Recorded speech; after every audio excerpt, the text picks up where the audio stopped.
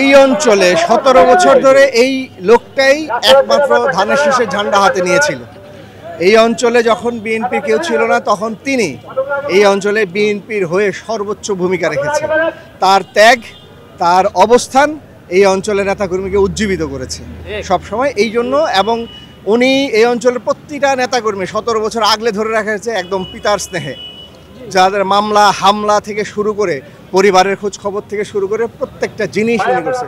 উনি তৃণমূল থেকে স্তরে স্তরে নেতৃত্বে আসছে এবং জনপ্রিয়তা অর্জন করেছে।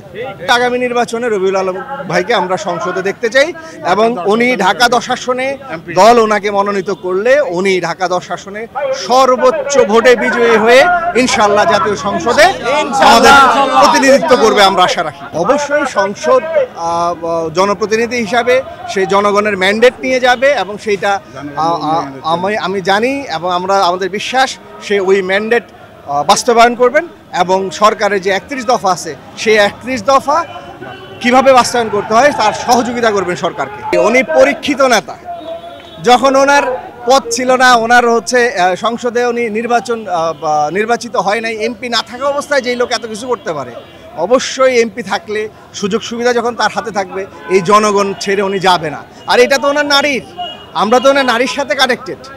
এখানে এই এলাকায় একমাত্র জনপ্রতিনিধি হিসাবে আমরা তাকে চাই, কারণ উনি এই এলাকার স্থানীয়, এই এলাকা থেকে বেড়ে ওঠা নেতৃত্ব। উনি বহিরাগত না যে উনি জনগণে চিনবে না।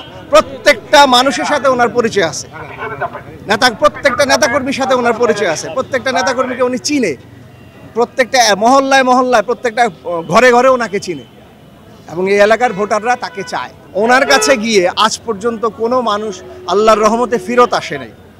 ওনার সহযোগিতার হাত সবসময় সবার জন্য ছিল, ইনশাআল্লাহ ভবিষ্যতে থাকবে।